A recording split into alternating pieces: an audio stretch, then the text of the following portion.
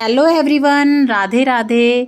अपने कारोबार में, अपने व्यवसाय में तरक्की के लिए, उन्नति के लिए भगवान विश्वकर्मा की पूजा की जाती है। आज की इस वीडियो में हम यही देखेंगे कि आप बहुत सरल तरीके से पूजन कैसे कर सकते हैं, पूजन का शुभ समय क्या रहेगा और पूजन के बाद आप चौकी पे रखी हुई वस्तुओं का क्या करेंगे, कलश का क्या करेंगे। तो वीडियो को एंड तक ज़रूर देखिएगा और वीडियो अगर आपको अच्छी लगे, हेल्पफुल लगे तो लाइक, शेयर, सब्सक्राइब करना बिल्कुल ना भूलिएगा। तो चलिए वीडियो को शुरू कर लेते हैं। जहाँ भी आपका काम है, रोजगार है, कार्यालय है, दफ्तर है, वहाँ पे आपको ये पूजन करना होता है। आप अपने घर पे भी कर सकते हैं। तो आप इस तरह से चौकी लगा लें। चौकी पे हो सके तो सफ़ेद या पीले रंग का आप आसन बिछा लें। उसके बाद थोड़े से फूलों का आसन देकर हम भगवान विश्वकर्मा की मूर्ति या फोटो ले लेंगे। अगर आपके पास फोटो या मूर्ति नहीं है तो आप सुपारी को भगवान विश्वकर्मा का स्वरूप मानकर उसका भी पूजन कर सकते हैं, या आप प्रिंट आउट वगैरह निकाल सकते हैं, फ़ोन में देख सकते हैं। उसके बाद हम कलश स्थापना करेंगे। तो आज के दिन, भगवान विश्वकर्मा की पूजा के दिन, कलश की स्थापना का विशेष महत्व होता है, तो आप ज़रूर से कर लीजिएगा। मैंने यहाँ थोड़े से चावल से अष्टदल कमल बना लिया है। एक कलश ले लेंगे, मिट्टी का या किसी धातु का आप ले सकते हैं। उसमें हल्दी की गांठ, सिक्का, सुपारी, थोड़े से अक्षत, थोड़ी सी दूर्वा, फूल डाल लेंगे, गंगा जल डाल लेंगे। आम के या अशोक के पत्ते ले लें, उस पर इस तरह से तिलक कर लें और आप नारियल रखकर इस तरह से अपना कलश स्थापना कर लेंगे। हल्दी की गांठ नहीं है तो आप जो घर में यूज़ करते हैं हल्दी, आप वो भी ले सकते हैं। भगवान गणपति को पूजा में ज़रूर से विराजमान करें। सबसे पहले हम भाव स्वरूप गंगा जल का छींटा देते हुए स्नान करा लेंगे सभी को। अपना दिया जोड़ लेंगे और हाथ जोड़ के निवेदन करेंगे कि भगवान, मैं आपकी पूजा कर रहा हूँ तो कृपया करके मेरी पूजा में पधारें, उसे स्वीकार करें। उसके बाद सबसे पहले हम वस्त्र रूपी कलावा अर्पण करेंगे भगवान गणपति को, भगवान विश्वकर्मा को, साथ ही में जनेऊ अर्पण कर देंगे। अपने कलश को भी आप कलावा ज़रूर से अर्पण करें, क्योंकि ऐसा कहा जाता है कि सभी देवी देवता हमारे कलश में विद्यमान होते हैं। आज के दिन औजारों का, मशीनों का पूजन किया जाता है।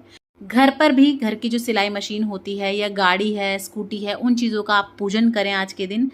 तो वो चीज़ें जो है ना, आपको बीच रास्ते में धोखा नहीं देती हैं और आपकी दिन दुगनी रात चौगनी बरकत करती हैं। तो जो भी आप काम करते हैं, लैपटॉप पे करते हैं, फ़ोन पे करते हैं, पेन से करते हैं, या जो भी आपका काम है, आप उनका आज के दिन ज़रूर से विधिवत पूजन करें।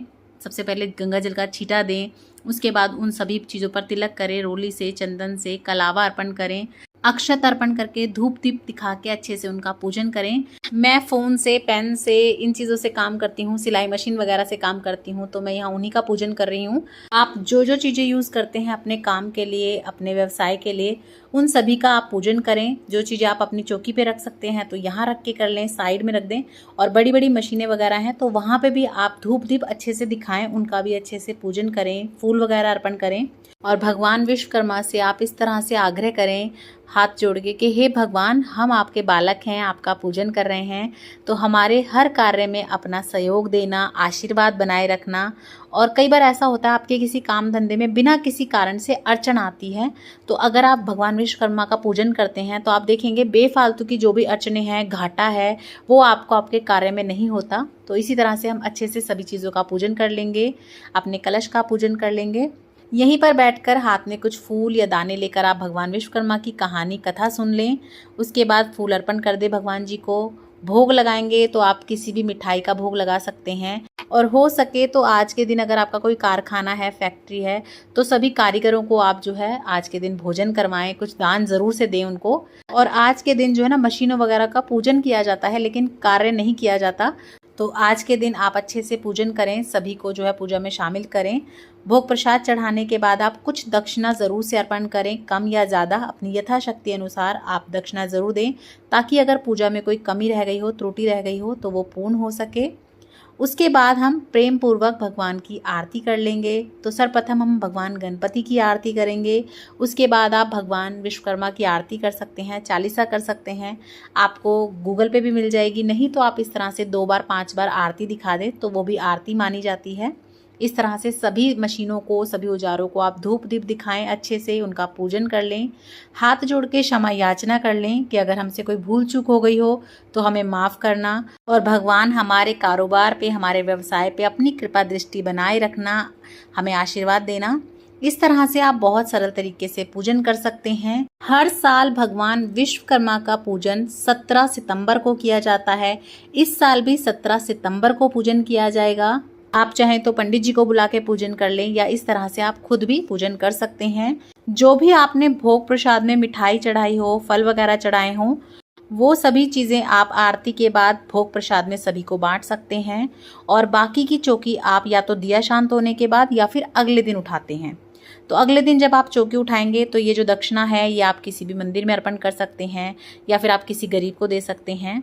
और ये जो हमारी कलश स्थापना करी थी हमने, कलश का जो नारियल है ये भी आप खोल के सभी को प्रसाद स्वरूप में बांट सकते हैं। और ये जो जल है लोटे का, ये आप पेड़ पौधों में सींच सकते हैं। सभी औजार वगैरह आप फिर से अपने काम के लिए यूज़ कर सकते हैं। भगवानों की जो मूर्ति आपने रखी होगी उन्हें गंगा जल का छींटा देके आप अपने मंदिर में रख के दोबारा पूजन कर सकते हैं। फूल पत्तों का आप अच्छे से विसर्जन कर दें। वीडियो अगर आपको पसंद आई हो, थोड़ी भी यूज़फुल लगे तो ज़्यादा से ज़्यादा शेयर कीजिएगा फ्रेंड्स एंड फैमिली के साथ। और इसी तरह की और वीडियोस देखने के लिए चैनल पर बने रहें।